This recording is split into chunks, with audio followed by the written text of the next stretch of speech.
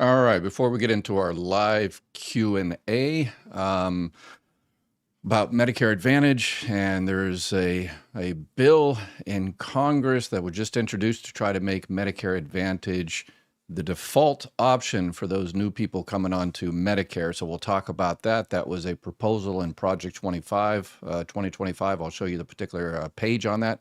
But I've also got, I did a video a couple of days ago about surviving spouse benefits, about the fact that normally Social Security, there is what's called protective filing, and then there's some default retroactive benefits. So if you file for benefits, sometime you can get, benefits, once you call Social Security, contact Social Security, you can start benefits that month, even if you don't actually are able to go in there or your claim is adjudicated for 2 or 3 months.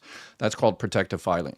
Sometimes they can give you an automatic 6 months retroactive back pay. But there's another thing I talked about a few days ago about surviving spouse benefits that I want to go into detail. Somebody went to the local Social Security office, tried to get it. I knew this was going to happen. They said, nope, you can't get more than 6 months. I said you could get 2 years, and I am going to help that person get 2 years. But I'll show her video here in a little bit. Once I get into the Medicare Advantage, we need to change the Social Security policy so people can get more back pay. I think there's a lot of people that are entitled to back pay, but Social Security, nobody's ever challenged them on this and made this a general policy. So that's what we need to do. Our movement here, our community here, it's all about changing Social Security to make sure it works for us and not for, eventually, as the billionaires want, part of Wall Street. Okay, so this is the Medicare Advantage. It was in Project 2025. A lot of people said, hey, Project 2025 means nothing. It's, it's not relative to the political candidate at that time. And now we know 6 months later, a lot of the stuff in Project 2025 has come to realization. And this is another one as well. So there is a bill in Congress, and we all know what a bill is from the 70s here. It's just a bill. Some people on the channel say, Ed, don't talk about anything until it actually happens and becomes a law. And I'm like, well, sorry, I'm not going to do that because it's too late. We are not the type of people in this community to just sit by and, and wait for our corporate overlords to decide our future for us. We take action. So you can't take action after it's already been passed into law. You have to take action when it is introduced as a bill, so you can reach out if you're interested in stopping it, reaching out to your politicians and say, yeah, not so fast. We don't want to make in this particular situation, we don't want to make Medicare Advantage the default option. Okay, so here it is, page 465 of Project 2025, the Presidential Transition Project, and it talks about the Medicare Advantage. And here it is right there. The number one is to make Medicare Advantage the default enrollment option. Okay. And then it's also, interesting. Remove the burdensome policies that micromanage Medicare Advantage plans. So if they want to use AI to deny your Medicare, your plan, your surgery, your procedure that the doctor wants, if you want to, we don't need those burdensome policies, and we don't want to micromanage these companies. They're doing a phenomenal job, at making, shareholder profit. But we don't want to mess around with those. Anyways, but back to our story here about making it the default option. What they're proposing is that when you're new to Medicare, whether you're 65 years old or you've been on disability for 2 years, or you have a special enrollment period, that is that you were working and had health insurance when you turned 65, and you're not going to sign up for Medicare until you turn 70 or something, or 75 when you stop working.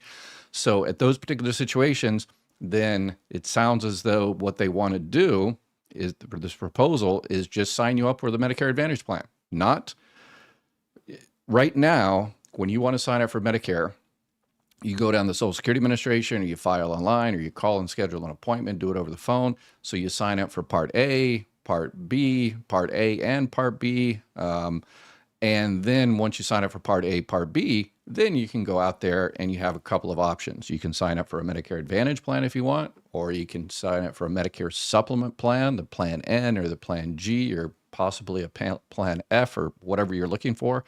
Then you sign up for a Part D plan. So, but you first sign up for Part A and Part B, original Medicare. And then you go look for those private plans out into the market. They want to change that.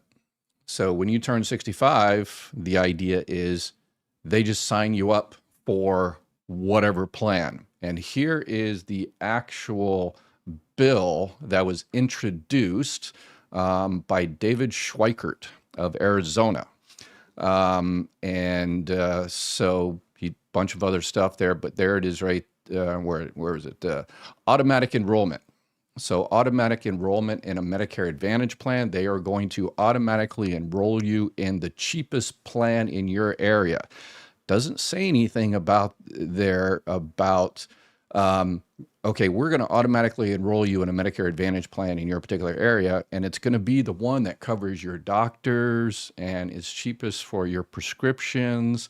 Yeah, it doesn't say anything about that. We're just going to say the government or the Medicare Advantage plan is going to choose which one they're going to sign you up for. Whichever one they want you to have, you're going to have. Whether it covers your doctors, who cares, right? We're just going to sign you up for one. You can, according to this, opt out. They haven't come up with how you're going to be able to opt out of this situation. But if you don't physically go through the procedures, whatever barriers they give you to opt out, then you are stuck with that plan for 3 years. So if it doesn't have your doctors and it costs you a lot of money for prescriptions or something like that, tough. You have to stick with it for 3 years. So this is an anticipated law. It's again a bill right now, and if it goes through, it's HR 3467. So if you don't want that to go through, then maybe you should call your politicians, because it's not only David Schweikert. There's a bunch of other people that are supporting this. So reach out to any politicians, House representatives, senators, whatever the case may be, if you're interested in stopping this. Don't want to tell you to do anything, but if you're interested in not having Medicare Advantage as a default, then maybe you should contact somebody, because it's also going to affect if Medicare Advantage turns into the default, and it's okay with me because I'll just go ahead and I will manually cancel it. But a lot of people won't. They will think, oh, okay, I guess that's the system now. So they won't. And then Medicare Advantage gets stronger. And then possibly, Medicare supplements, fewer and fewer Medicare supplements. And with any insurance, it's a pooled risk. The more people you have paying monthly premiums, the cheaper it is for everybody else. Car insurance, home insurance, life insurance, health insurance. It's all the same thing. Pooled risk. So if more people move to Medicare Advantage, and now there's over 50% of people are in a Medicare Advantage plan, then Medicare's supplement plans are going to get squeezed, and it's going to be difficult for a lot of people to get a Medicare supplement plan because their prices are just going to go up and up and up. And then kind of a snowball effect, more people sign up for Medicare Advantage, and this one gets squeezed more. And then one day we wake up and the only option is, Medicare Advantage and AI prior authorizations and limited networks and all the rest of it, because we don't want to micromanage these people, right? So, because they're doing a phenomenal job. So take that information as you see fit and do whatever you want with it. Okay, so let me show the video. I've got someone that took my recommendation on getting back pay for survivor benefits. And she says, well, I can get maybe a couple of years of back pay of surviving spouse benefits. So I'll go down to the local Social Security office. Ed said I can go down there and get maybe a couple of years or so. So she went down there, and what happened exactly, which I thought was going to happen, they said, no, you can only get 6 months. So let's listen to her in her own words here. She's shy. She didn't want to show her face, which is fine. PALM's policy is the 2-year back pay for independently entitled surviving spouse benefits. Social Security is telling me they can only do 6 months. Okay, yes, that is correct. Social Security by default can only give you 6 months of retroactive pay for surviving spouse benefits, divorce surviving spouse benefits. but that's their default. They have what's called good cause. So it's been determined by the Constitution and legal precedent. I'm not a lawyer, but I'm just based on my experience doing this for a few decades. Social Security has an obligation to protect your property rights. That money is your property. Your Social Security, your disability benefits, or whatever the case may be, those surviving benefits are essentially your property that you're entitled to. And Social Security, as the trustee of those property rights, are supposed to do certain things to make sure you get those benefits. Okay. And here's the situation. In this particular case, you were married to someone for 10 years, so you were entitled to benefits on that person's record. And this young lady is, because they said, yeah, we can give you 6 months. So you're obviously entitled to benefits on that record, but we can only give you 6 months because that's what generally happens. Yes. Okay. But those are property rights. So if you didn't know that your ex-spouse passed away, then you've lost those benefits. So let's say your ex-spouse passed away 2 years ago and you just learned about it. So Social Security knew that person passed away 2 years ago. And so it was incumbent upon them, here's the issue. It was incumbent upon them those are property rights. There's someone out there in the world that are entitled to those benefits, that property, and that is you. You went down there later and said, yes, that's my property. So Social Security, what they should do is, through good cause, you did not know, you were unaware that he had passed away. Social Security shouldn't have notified you. Obviously, that's pretty much impossible because they didn't know you were married, because as a state, marriage and stuff like that. But after the fact, once you go down there, what they should do is give you those 2 years, 3 years, or whatever the case may be. But that's the issue. That's what needs to be changed in the policy. So how do we get that changed in the policy? Is that, unfortunately, you need someone in good standing that is entitled to those benefits, and that is you, young lady. So what we are requesting, or anybody else out there that are entitled to these benefits, I have written up a request for reconsideration for you. Again, I'm not a lawyer, so if you want to have your lawyer check this out, please. But you file an SSA 561. So you go ahead and say, yep, go ahead and give me the 6 months. I want to get my money started. Give me the 6 months back pay. And then file the request for reconsideration and say, I've written it all out here. You can change it, have a lawyer check it, whatever the case may be, and say, hey, yeah, 6 months, but those were property rights. You really should have notified me of his passing. I didn't know he passed. I would have filed timely if I had known, and I would have gotten that extra year or 2 years of benefits, but I didn't know. And so you'll have to provide some type of proof that, why you didn't know of his passing and why you didn't file an application. So here it is. It's a couple of pages. I respectfully request a reconsideration determination limiting my retroactive benefits. I was unaware of my spouse's benefits, and you just fill in the little blanks there. I've got this on the original video I did a few days ago on spouse benefits, and then I put the link on today's video on the description, and then it gives you the regulatory Code of Federal Regulations. It gives you the actual Palms reference about good cause. You had no notice of your ex-spouse's death. You had no contact with the family. And this is when you learned about, and as soon as you learned about that person's passing, then you filed for benefits. So there's statutory limitations, and you understand the constitutional due process, the systemic failure of Social Security in notifying you, which I think it's pretty much impossible for, Social Security to notify, because they don't know, who their person was married to. If the original person doesn't put that information in the record that they were married to you, then Social Security doesn't know, unless one day they start, interfacing with state records, which that is a whole different issue. And then you fill in this part right here. You were married from this time, divorced on this time, but you've already done that in filing for benefits. So what you're asking for is you find that the Social Security finds good cause. And here's what's going to happen. So again, you can download this, fill it in, and then submit it as a request for reconsideration, sign it, have your lawyer look at it, whatever the case may be. Here's what's going to happen.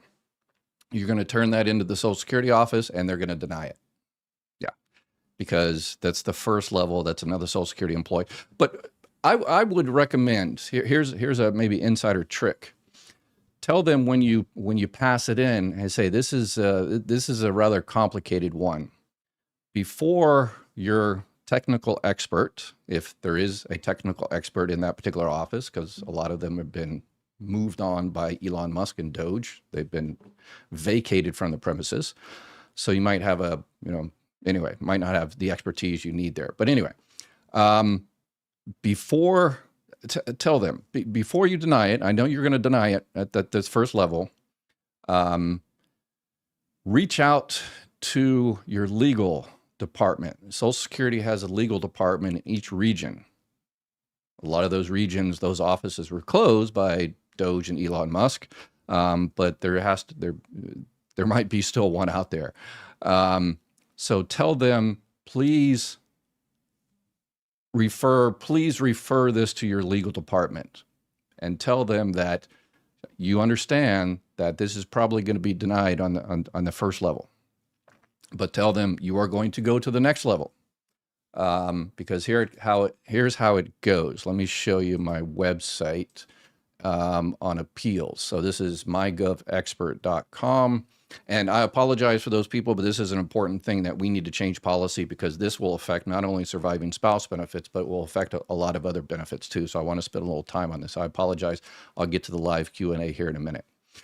So here's the level of appeals. The first one, request for reconsideration. This is what you're going to be doing. You can download the 561 and just say, see attached, and include that letter, after your lawyer checks it if you want, and then submit that. And then if they deny that, then you go on to the next one, the administrative law judge. This is actual a judge, went to law school.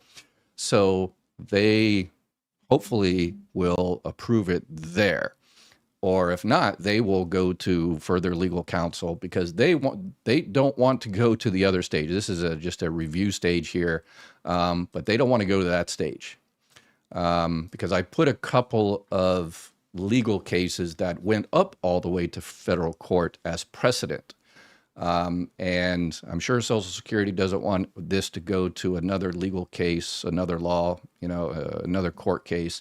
I'm sure they want to resolve it. And that's what we want them to do, is to say, okay, the policy isn't written very well. We need to rewrite the policy so people on the front, the people in the Social Security offices, can do the right thing. That's what we want. But if they're not willing to do that, then a court case needs to be addressed. And then once you get into whoever decides to do this, whether it's that young lady that left the video, whoever decides to do this and get that extra back pay, once you get to federal court, and if you find a lawyer that's willing to represent you, hopefully pro bono, then that's a beautiful thing. If not, once you get to that level, contact me, and we'll see if we can find a lawyer that's willing to represent you for the federal court case. Okay, so that's it for that. Sorry, I droned on there, but this is an important thing that we need to update so people get what they are eligible for. This is really a missing section of Social Security policy that needs to be addressed. And that's what we do here, is we fight the system. We make it better, right? All right, Kitty. Difference between a G and an N, for one thing, is cost. When Dr. Ed comes, yes, let me throw that up. So someone was having a question about the difference between a Medicare Supplement Plan G and a Medicare Supplement Plan N. I'm super cheap.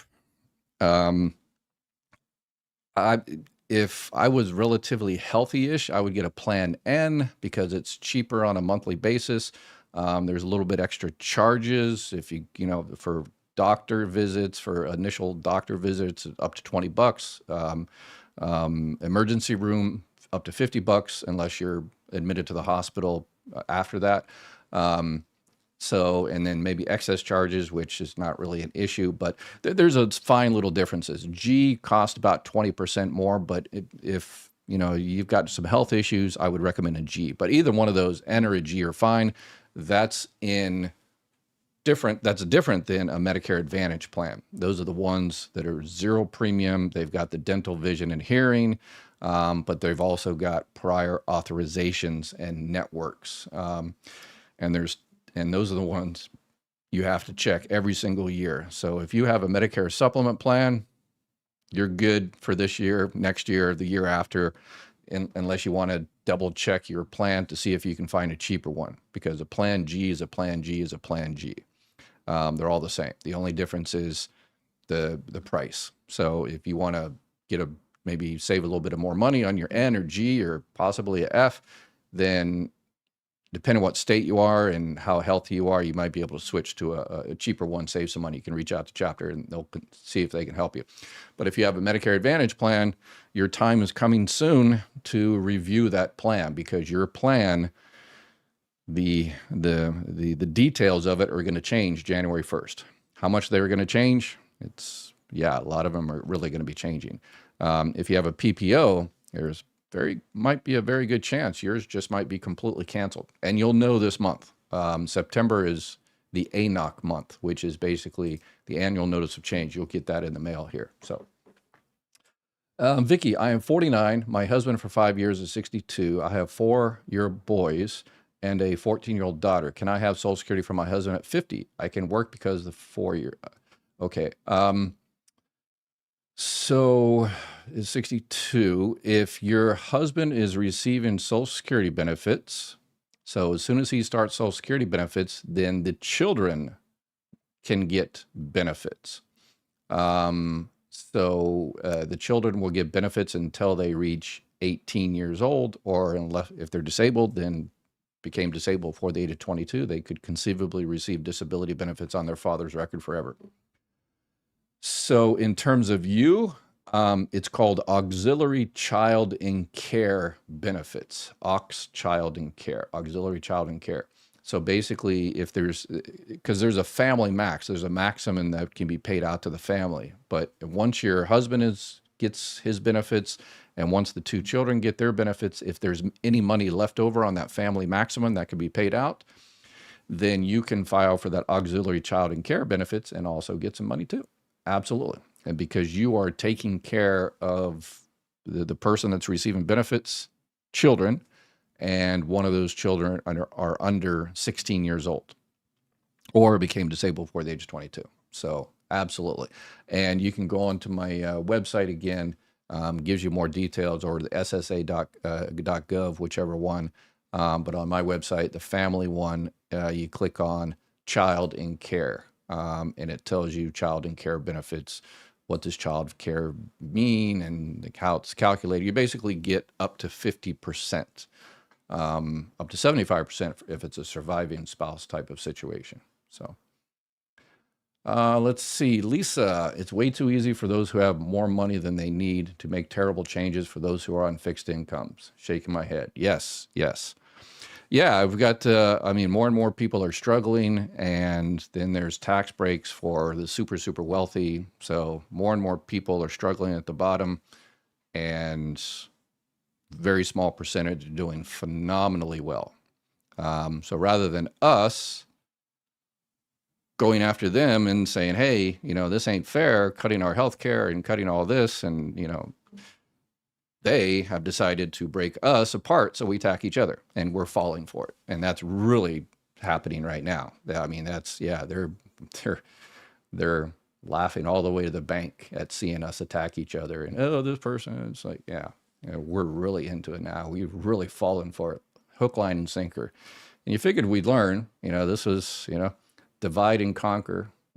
This has been going on for thousands of years. The rich and powerful have always separated us, and we fall for it century after century, year after year, decade after decade, and one time, but not our community. We know that's a great thing about our community is we get people from all walks of life here. That's what a true community is people from all walks of life, and we help each other. We don't care. Every now and there's somebody pops up there who wants to, attack someone for whatever stupid reason. But 99.9% of our community is awesome. We don't care where you're from, what you look like, if you have hair or don't have hair. we're willing to work out. We're willing to help anybody and support everybody that comes. So yeah, we are the true America. I would argue we are the true America. But if it bleeds, it leads. Social media likes the negativity. So that gets the clicks. I don't want an insurance company making my medical decisions. Yeah, then in terms of Medicare, that is then stay with original Medicare Part A and Part B and get a Medicare supplement plan. And you're like, wait a second, but that's a private company. Yes, but a Medicare supplement plan, here's how it works. With a Medicare supplement plan, if you go to the doctor and get a surgery, and then, original Medicare pays under Part B, it pays 80% of the surgery. So if you've got a $100,000 surgery, original Medicare pays 80%.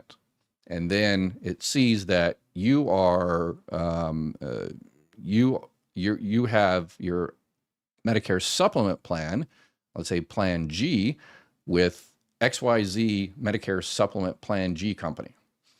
And then basically the Medicare computer system talks to that private company and says, hey, we just paid $80,000, cough up a check for 20, minus the $257 deductible, one-time annual deductible. And then the company cuts the check for basically the other $20,000, sends it to the doctor or the hospital, whatever the case may be, and that's it. They got no say in it whatsoever. You don't have to contact the company and say, are you going to pay for that? No, it's all taken care of. So they have no say whatsoever. If original Medicare pays, they pay.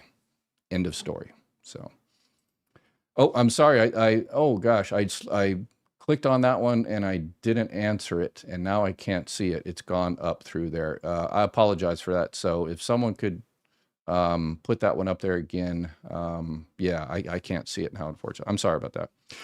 Regarding Medicare Part A, because of having medical insurance still from work, had to have HR fill out a form, and I was able to waive penalty for not getting Medicare at age 65. Perfect. Yep, absolutely. And what she is talking about is the special enrollment period. So if you go in, click on Medicare there, click on the enrollment period. So you are in the special enrollment period. You lost health insurance from current employment, and then you just had two forms: the CMS 40 and the CMS 564. And the 564 is the one you took down to your employer, and they signed it. Says yeah. This person has had health insurance since turned 65 years old. Don't penalize her. Easy. Yep. You have 8 months to do that after you lose your health insurance from current work. But I wouldn't recommend waiting 8 months because you know what happens when you don't have health insurance for 8 months, right? Yeah. Let's see here. Yes, but they are rich, so they don't care. We need term and age limits. Yeah. I tried to connect with SSA online, but my phone number has changed and they can't verify me and can't figure out how to change online. Okay, yeah, to set up the My Social Security through SSA.gov, yeah, it's a nightmare, but it's a good nightmare. Not for you, but well, it is for you. It makes it difficult to protect.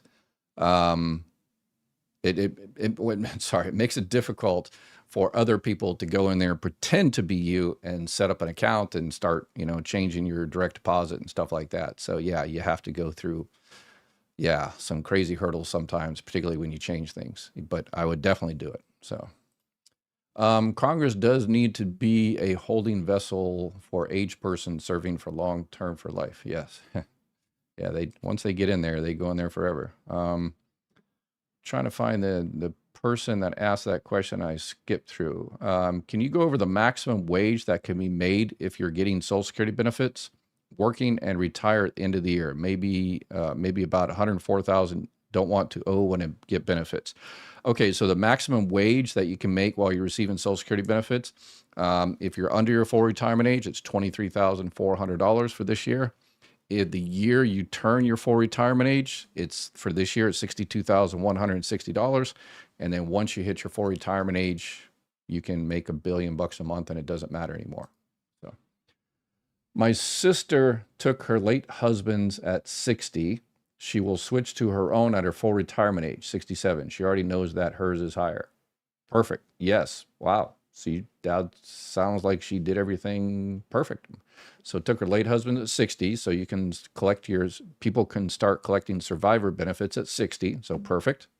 A lot of people miss that. They just hear 62, 62, 62, and they think survivor benefits you can only get till 60, at 62. Incorrect. You can get survivor benefits starting at 60 years old. Even you can get them at starting 50 if you're disabled. So yeah, a lot of people miss that. And then she is delaying benefits on her own record, which is another wise choice. But she doesn't have to wait till well, she can wait till after 67. She can wait all the way up until she's 70 years old because her benefits on her own record will max out at her full retirement age, but then it'll max out plus every year or every month she waits past her full retirement age. It's called delayed retirement credits. So she will get max plus 24% if she waits until 70. But you get the money when you need it. So if she needs it at 67 or, whatever, if she wants that extra money, then whenever is good for her. But at least, be educated. And, if she goes in there and says, yeah, I want to go ahead and start at 67, and then 67 comes around and she goes in there and says, well, how much if I waited till 70 or 68 or 69? And they'll tell her, and maybe at that time say, well, I'm still feeling, young and sprite, and I think I can handle on for another 20 or 30 years. All right, I'll see you in a couple of years. So, Mary, sorry for your loss. Do you not have to apply for Social Security at 62 unless you want to start your benefits? If not, you can wait until your full retirement at 67. Oh, Mary, somebody lost someone. I didn't catch that first part. Sorry about that. Let's see. Is there currently or soon to be a bill to increase the full retirement age or decrease Social Security benefits? They tend to sneak these in the time of the year. Yes, they tried to sneak it in earlier this year in the middle of the night, but luckily they were slapped down for that one. But yeah, not to increase the full retirement age. Well, they're always trying to do that, try to stick it into other things.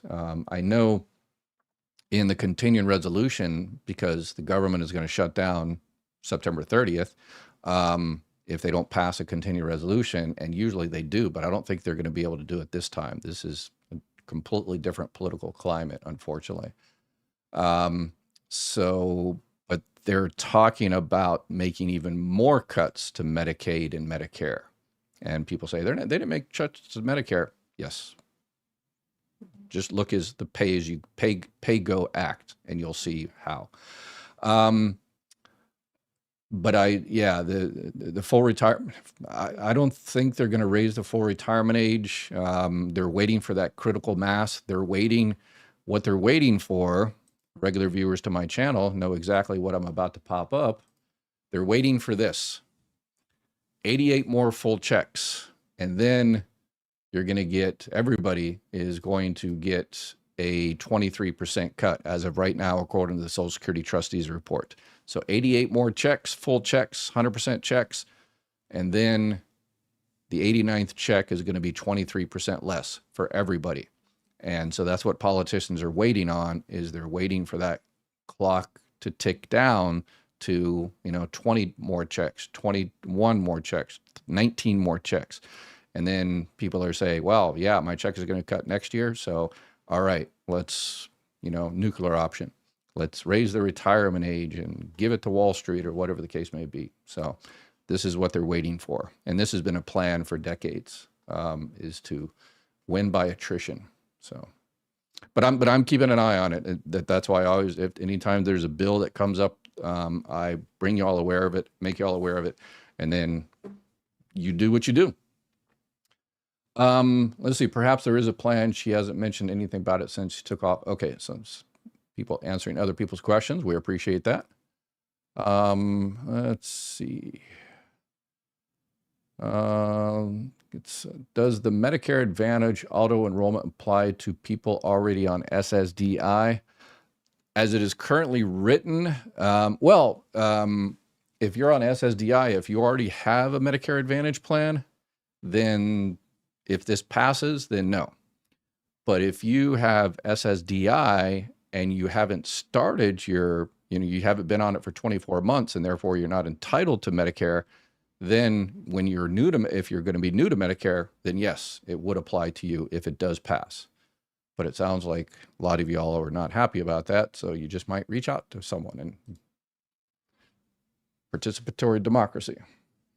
Christine got here late. Is this about the 6 months, 6 states, and Arizona with regular Medicare now forced to pre-authorization, just like in Advantage plan? No, that's another thing. That's another kind of attack on original Medicare is now they're bringing, I talked about that, 2 or 3 days ago. I talked about the fact there was a couple of projects that they're doing to introduce prior authorization to original Medicare and make original Medicare kind of look like Medicare Advantage, and therefore, Medicare Advantage becomes the default. So there's kind of different lines of attacks on original Medicare. If you were born in 58, your full retirement age is not 67. That is correct. It's probably 66 for 6 months. Yep. Yeah, I've got a calculator on my website. It tells you, how many years and what months and stuff, but it actually also tells you what month and year that is that you become your full retirement age.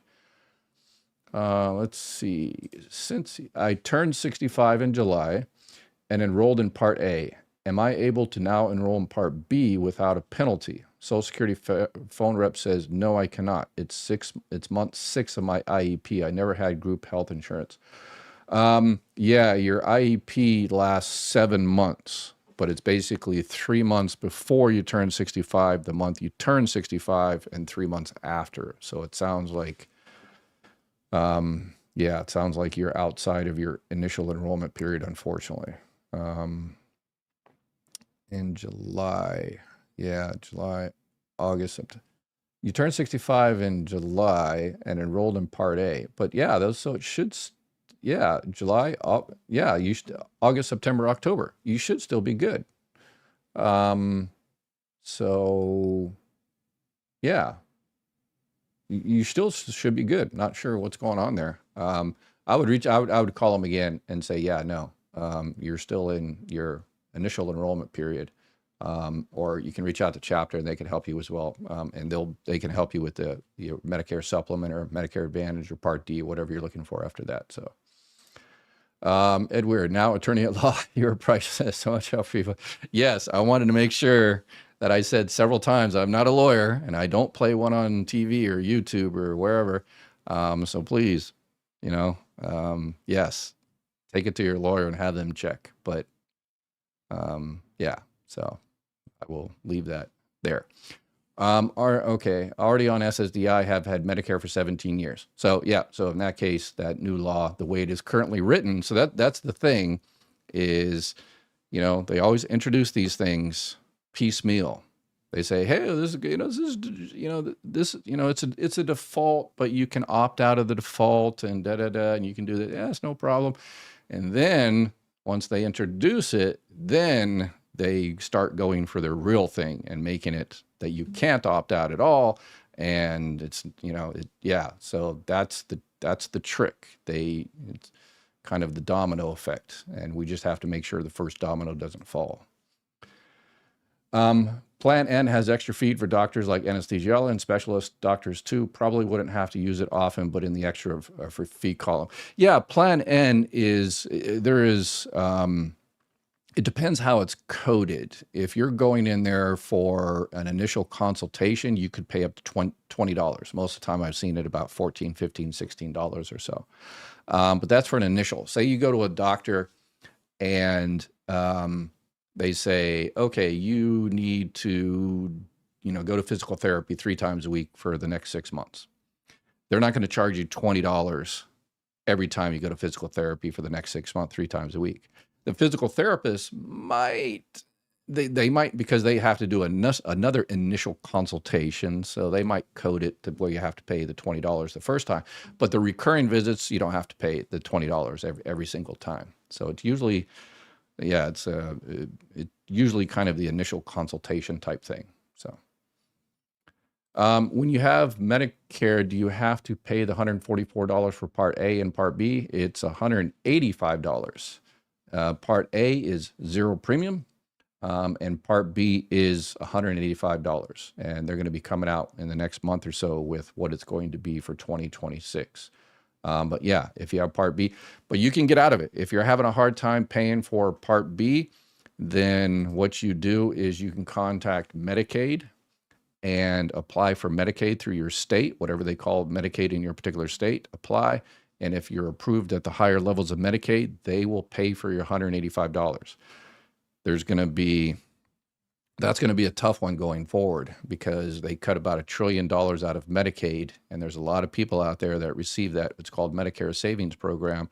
And they receive that extra $185 a month help. And states are going to be, really hurting. So I think they're going to be trying to cut off a lot of people from getting that extra help. And they do it in different ways. They may not be able to cut you off, outright because you are eligible. But what they do, it's called bureaucratic disenrollment, where they just make it so difficult for you to reapply. And that's one of the things the big beautiful bill does, is it increases it to every 6 months. So every 6 months, they make you recertify and jump through all the hoops. And the big beautiful bill also stopped a provision that was going to take effect to make it easier for you to jump through those hoops. They decided to make it as difficult as possible to jump through those hoops. So there's a lot of people that are going to lose their Medicaid, even when they're eligible for them, because they just aren't able to jump through the hoops, or they jump through the hoops perfectly, but the local social services Medicaid office is so understaffed, they completely drop the ball. And then you're out of Medicaid and for a month or 2 months or forever because you've given up. And that's the goal. So I think Utah actually has the worst. Their bureaucratic hoops are the worst in the country. So no wonder my Social Security payments are 3 levels below poverty level. Wow. After the divorce from me, I filed taxes on the support he gave for 12 years. Yeah. On my website, it has, I've done a few videos on this, but on my website as well, I've got a section on living on Social Security alone that talks about a bunch of the different programs. Unfortunately, the one I was just talking about, the Medicare Savings Program, that's the one that's going to take a big hit. SNAP is taking a big hit on the big beautiful bill because they believe cutting vulnerable people off of, anyway. So they consider that a beautiful thing. Medicaid, extra help with prescription drugs, Meals on Wheels, I heard took a pretty good hit. Low energy assistance took a big hit. Section 8 housing is going to be taking a big hit. So, and according to a recent Fox commentator, but I don't know if y'all heard it, but he recommends for mentally ill, disabled people or homeless people, then involuntary lethal injections. So what a sweet guy. I'm sure he's popular around Thanksgiving. There was another a Supreme Court judge, Oliver Wendell Holmes, that back in the early 1900s recommended the same thing for disabled people, essentially. Yeah, taking them out of the picture. We have been fighting with denials, pre-authorization with a subsidiary for 5 months in an employer plan. It's 100% like an Advantage plan, but we pay thousands a year for this plan. Yeah, even the private plans. Yeah. I always talk about Medicare Advantage and prior authorizations and networks and stuff like that. But yeah, it doesn't matter what type of plan you have. They have the ability to get between you and your doctor. So that's why one of the reasons people get a Medicare supplement plan, because if the doctor says you need it, it's done. So, Gloria, if one keeps working, say at age 70, Social Security and Medicare will still take out one's check. was told. One would just be throwing money away because one is tapped out.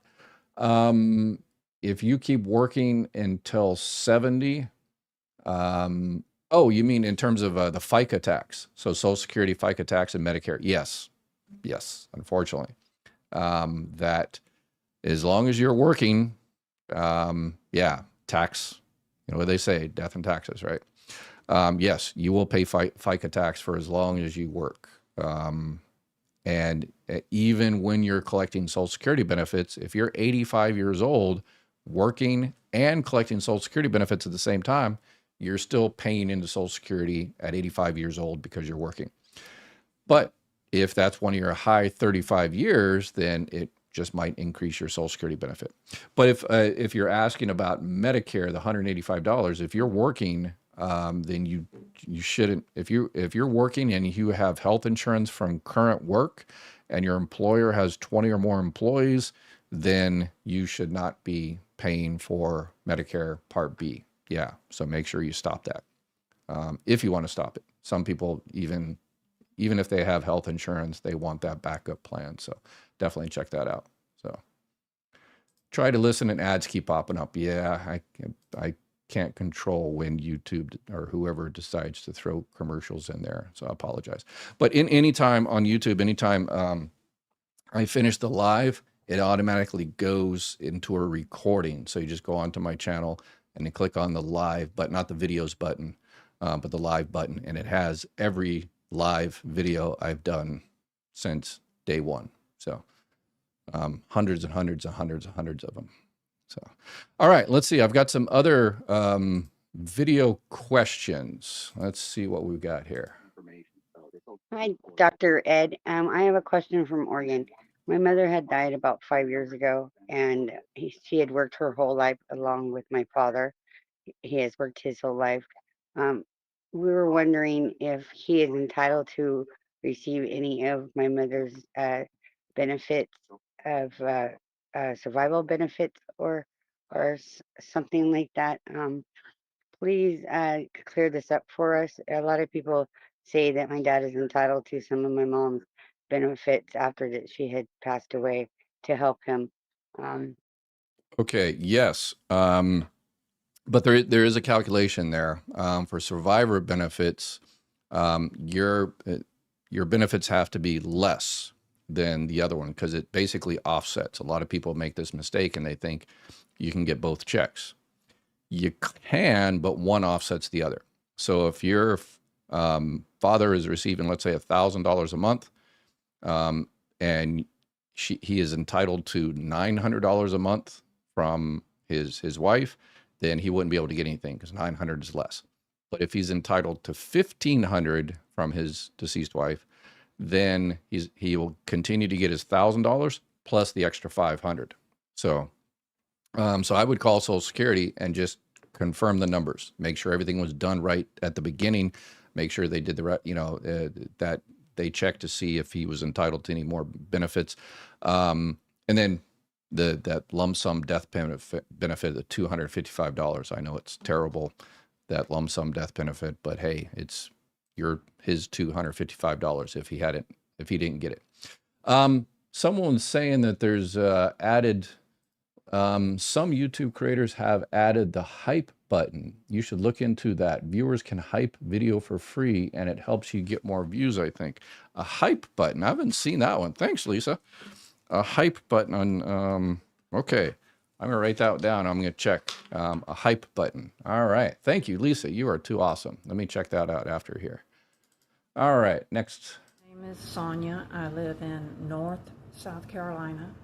My question is, am I able to claim divorced spouse benefits prior to my own Social Security so that my Social Security can grow until I'm 70 years old?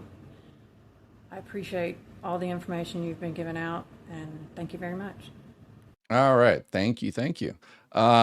No, you have to file for benefits on your own record first. There was a way you could do that before 2016, but they changed that law. So you have to file for benefits on your own record if that person is out there still alive and kicking. for surviving spouse benefits, you can choose one and collect the surviving spouse benefit starting at 60 years old, and then don't touch yours, and yours continue to increase. But if that person is still out there, then you have to file for benefits on your own record and then file as a spouse on that person's record. So, all right, I think we got one more video question here. A shy person. Dr. Ed, you do a phenomenal job keeping us all updated on everything and anything Social Security related. I do have a quick question though. My husband has been retired since the age of 62 and is now full retirement age. We've been working with a neurologist for a couple of years now, and we finally received his diagnosis, and he has Alzheimer's. Is he able to file for SSDI benefits since he retired at 62? Wouldn't the SSDI benefits be larger? Thank you. Okay. After you reach your full retirement age, there is no such thing as disability benefits from Social Security. So there's nobody in America that is receiving disability benefits after their full retirement age.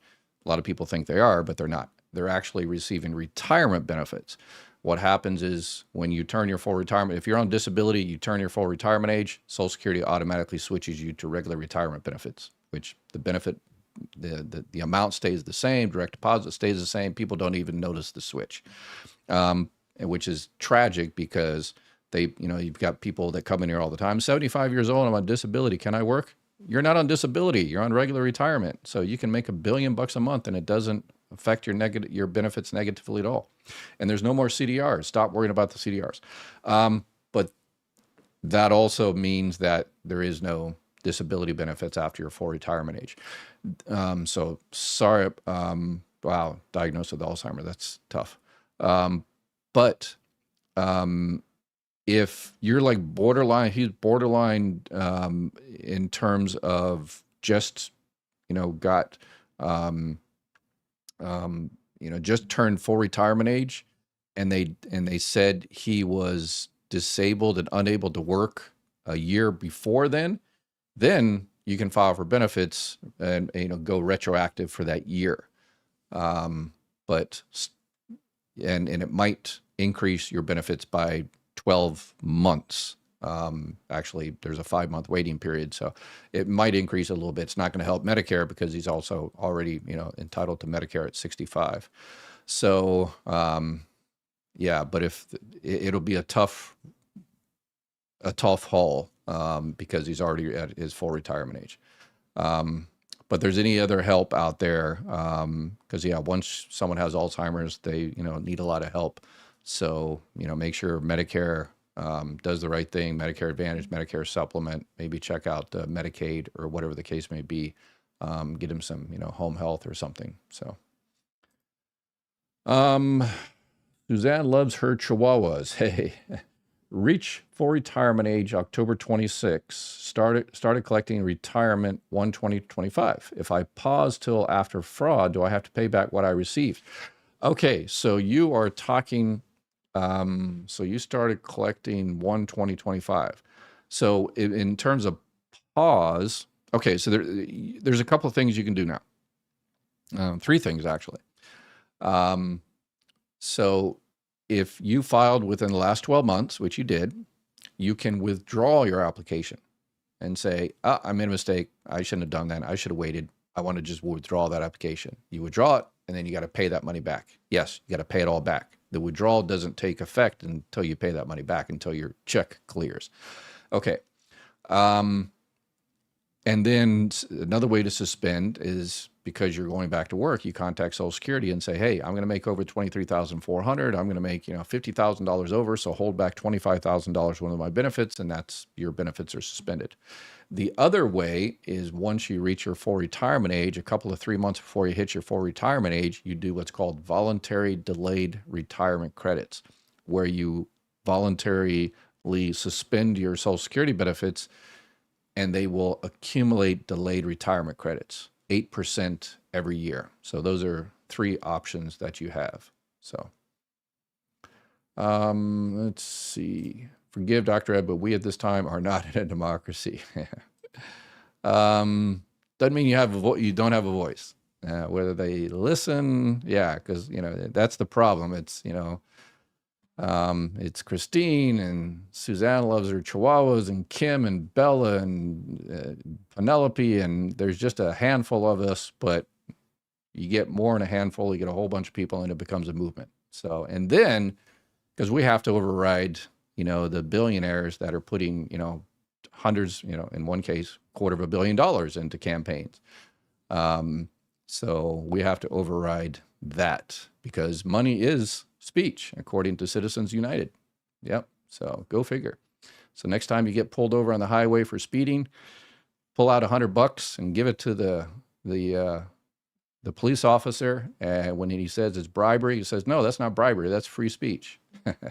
See if it works. I don't think so. Don't do that. Don't do that. That is just cruel, especially if you cannot work. Many are going to become homeless. Yeah. All right.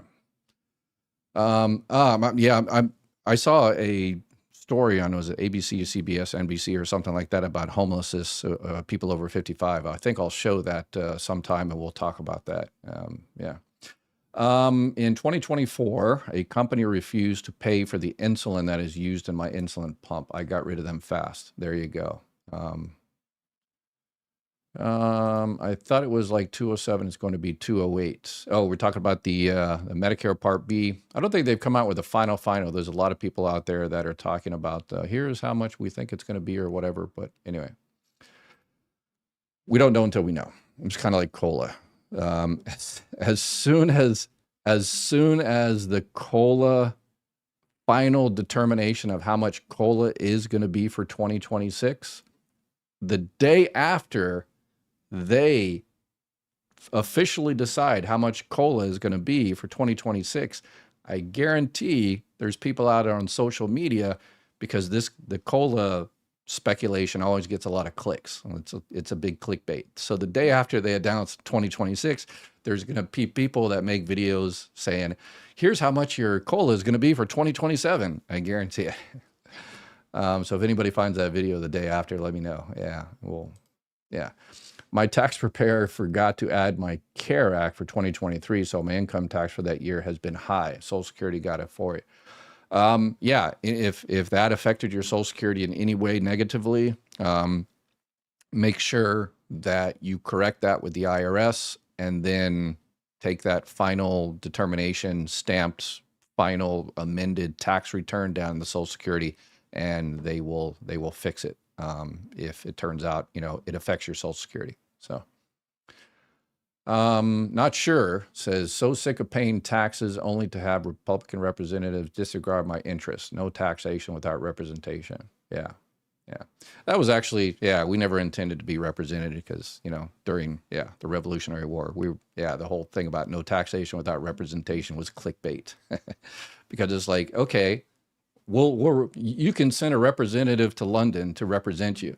And it's like, they have zero voice. So we never intended to be represented because we know they wouldn't listen to us, but it was a good clickbait, placard thing. So, they take that payment directly out of SSDI. So how would it work if you applied for Medicaid and were awarded it? Oh, so we're talking about, Anna, you're talking about the Medicare Part B. Then the state will pay for it. Unfortunately, it takes a little time. So sometimes you end up paying for Medicare Part B, the $185 for a month or two when you're not supposed to, because you're waiting for the state to cut the check to Medicare, and Medicare notifies Social Security. And so the three computer systems have to talk to each other. So sometimes it takes a little time, but they usually get it figured out. So let's see. Oh my God, who said that, Dr. Oh yeah, it's all over. Was it Brian Kilmeade is the guy that said that?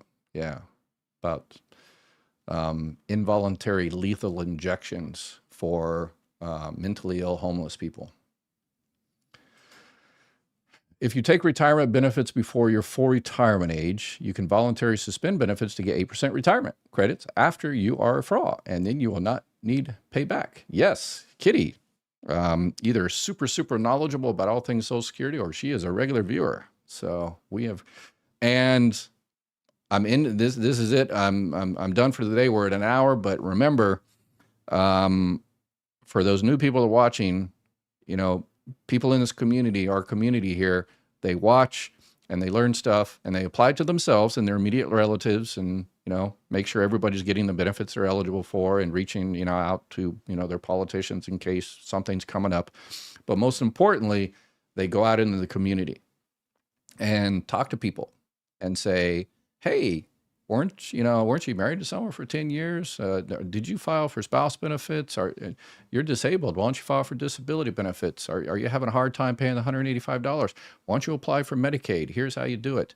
So that's what we do. It's not only for our own personal, egotistical, immediate, us paying our rent. It's y'all are looking out for everybody else. So that's what our community does. And we are the best community in the country. And we are proof that this is what real America looks like, regardless of all of the BS and the social media hype. Because there's a negativity bias in humanity. It's the reason we're here. Human beings have been around for a few years, and we wouldn't be here today if our ancestors weren't negative. Because if you're walking around in the jungle or the savannah or wherever you are out in the woods, and you see something sweet, you're like, oh, that's sweet. I remember that. Oh, I forgot to eat it. I'm hungry. Okay, I'm hungry. Oh, that's sweet. But if you see a rattlesnake, something that's going to kill you, you're going to remember that, right? So you're always focused on the negative, because if you focus on the positive, then you're like, okay, if you miss it, then okay, you go hungry. But if you miss the dangerous things, you just might die. So human beings, the reason we're here is because we focus on the negative, because we want to, make it till tomorrow. But unfortunately, politicians and the social media uses that. They know we focus on the negative. And so therefore, that's all they pump into our systems through an endless supply of negativity IV. But we're smarter than that. So let's be smarter than that. All right, y'all take care. That's it. I'll be back again tomorrow. Come up with another topic and do a live Q&A as well. Y'all take care, and please, please, please, please, please take care of each other. Bye-bye.